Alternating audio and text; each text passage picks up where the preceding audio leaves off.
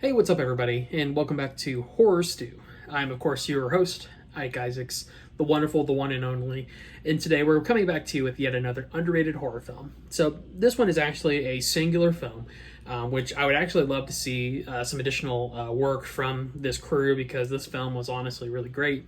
And this film is really, I would say, underrated. I had never heard of it before, and I was actually just scrolling through Shudder the other day, and I was just like, oh, looking for something to watch because, of course, I love Shudder. I love watching random stuff on Shudder.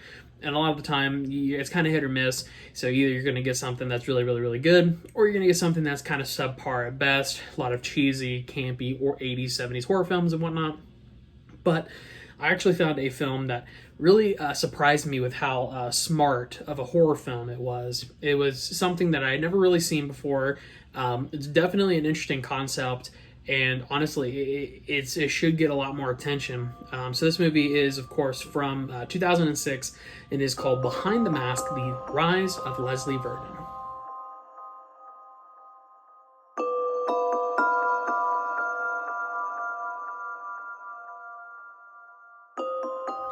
So Behind the Mask, The Rise of Leslie Vernon. Oh my lord. Actually, as of filming this, I just watched this movie, so it's really still fresh in my mind. So I was like, you know what, I'm going to go ahead and do the video because I feel like I'll be able to better describe it. Because sometimes these films, I'll watch them and then I'll wait a couple weeks and then I'll do the video. And sometimes it's not as fresh in my mind. And I just feel like if I just watch them, I can maybe give some more details than just your typical overview synopsis and things of that nature. So, The Rise of Leslie Vernon. So the basic synopsis of this film follows a camera crew who is doing a documentary on serial killers.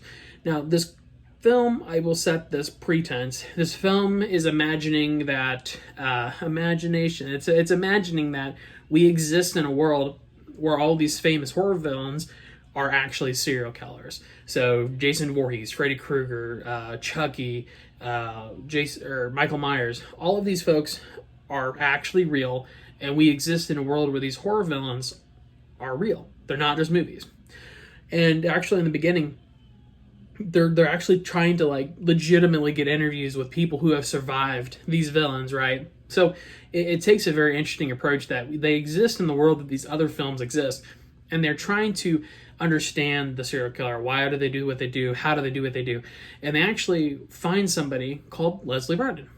So Leslie Vernon is, of course, an up-and-coming serial killer, and he, of course, is molding himself off of classic slasher film conventions, things of that nature.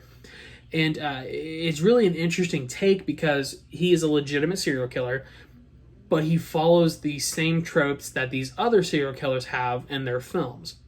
So it kind of explains why Michael Myers, why does he walk slow? Why does he walk so slow, but he always seems to catch up at the last minute? Why do these survivors, why is there always a final girl? Things like that. This film actually really approaches that in a very smart and intellectual way, and it does so in a very, I would say, light sense. It approaches these classic stereotypes and conventions of slasher films, but it makes them more intelligent. It gives them more of a reasoning rather than just, it is what it is. The movie does it, so that is what it is. So instead of just doing the status quo, it actually attempts to give a reasoning. It attempts to give a support system to why slasher films are slasher films, and it's really great because this movie takes it to that next level by having a camera crew, a documentary crew, basically following Leslie Vernon from the time that he chooses his victims to the time that he executes his final plan. And that's really what this film's about. It's about Leslie Vernon, and it's about him enacting his legacy. So what I liked about the film, obviously, I kind of give a synopsis and some of the details of the movie that I just kind of mentioned there, but why I like this film personally and why I would give it a 4 out of 5. So Leslie Vernon is not your typical serial killer. And I'm not going to give them, this is actually a pretty major spoiler, so I'm not going to say it, but there is an aspect of Leslie Vernon that makes it to where he is just a serial killer who is taking on an identity, okay? So that being said, Leslie Vernon has motivation, but not necessarily the motivation that a lot of other famous serial killers have. But that being that, he still goes on this rampage and he still is planning it step by step. The big part of the film is he's talking to this camera crew and he's telling them how he selects his victims. You know, he talks about how I select this victim because of the people around them, not just because of them, but because of their friends, right? And then he talks about, you know, oh, you know, I have to have X, Y, and Z criteria. He has to have his the antithesis of himself. So, for instance, in Halloween, you know, Michael Myers has Dr. Loomis, I believe it is, which is his antithesis. That is who is the good to his evil. So Leslie Vernon has the good to his evil. But it's not just anybody. The person that plays his character is actually none other than Fred Krueger. You heard that right. None other than Fred Krueger himself, Robert Englund. And that in of itself is worth the price of admission, as they say, because I love Robert Englund. Robert Englund does very well in this. He has a couple of brief cameos. But not only that, Scott Wilson of Walking Dead fame is also in this film. Now, this film, I believe, came out before Walking Dead was really a thing, TV-wise. But Scott Wilson is in this as a retired serial killer, okay? And he does such a great job because he doesn't act like a serial killer, okay? He acts like a normal person, which I suppose I could be imposing typical movie stereotypes to what a serial killer is, that they're these creepy, silent, you know, withdrawn individuals. But in reality, serial killers are just normal people like you and I.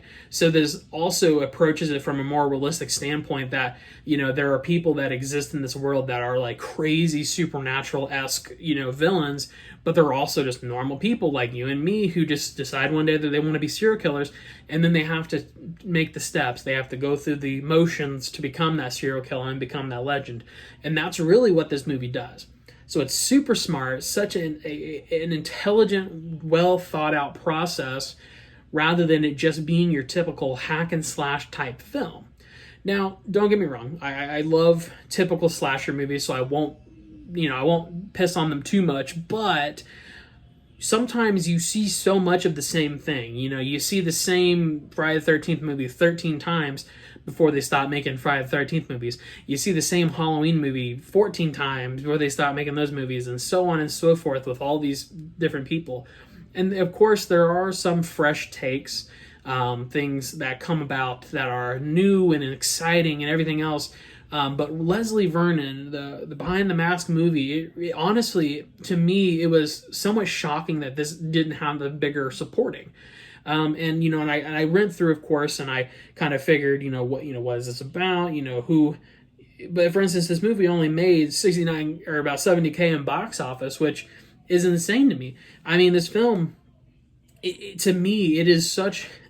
Honestly, this is the definition of an underrated horror film.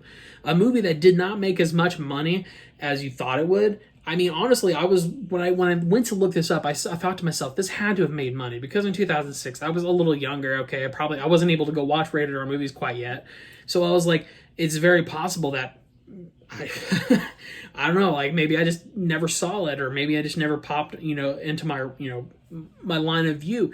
But no, it didn't have as much success in the box office as it could have had. I obviously, 70K. The movie in of itself was pretty low budget. It had a few, higher, caliber characters who made, appearances, such as Robert Englund and Scott Wilson. Scott Wilson's pretty well known, so I feel like they probably got him for a good price. But in of itself, it's delicious, really. So if you've not watched this, I would recommend getting Shudder. You can get a free trial. This isn't sponsored by Shudder, but if Shudder wants to sponsor me, I'm here, man. But if you want to try it, if you want to watch this movie, best way to do it is support Shudder. Go on there, make an account, watch the movie on there, because no ads, nothing like that, and it's just there. You can watch it.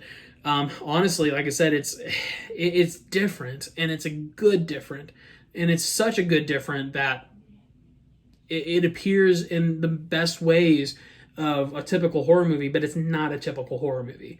It is different enough to the point that it's the same old process, it's the same old formula, but it's interpreted different. Instead of it just being kill, kill, kill, kill, it is, why is this person killing?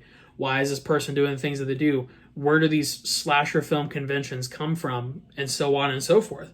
So that's why I said 4 out of 5. Now, obviously, there are some things I feel like this movie could have done better. So I won't give it a 5 out of 5 because, truth be told, I don't give a 5 out of 5 to films unless they are incredibly just explosive good. But irregardless of that, this movie honestly brought a lot to the table that a lot of different films didn't. But irregardless, I'll stop it there. I'll stop ranting on and on about it, but I would highly recommend going and checking this out. Like I said, it's on Shudder and it may be on other couple sites, but you can just give it a look up and you can see some of the stuff about it. But like I said, it is very great, very good, quite an incredible film, and it's a fresh take. It's different. It's a breath of fresh air, if you will. But that being said, I'm going to stop right there. 4 out of 5, Behind the Mask, The Rise of Leslie Vernon. Let me know what you guys think in the comment section down below, or tweet at me, or Facebook post, whatever, because I want to know what you guys think. Have you seen this movie? Have you not seen this movie? Do you not care? Blah, blah, blah, blah, blah, whatever. But for right now, I'm going to end it there. So folks, stay safe, stay happy, stay healthy, stay spooky, and we'll catch you in the next one. See ya.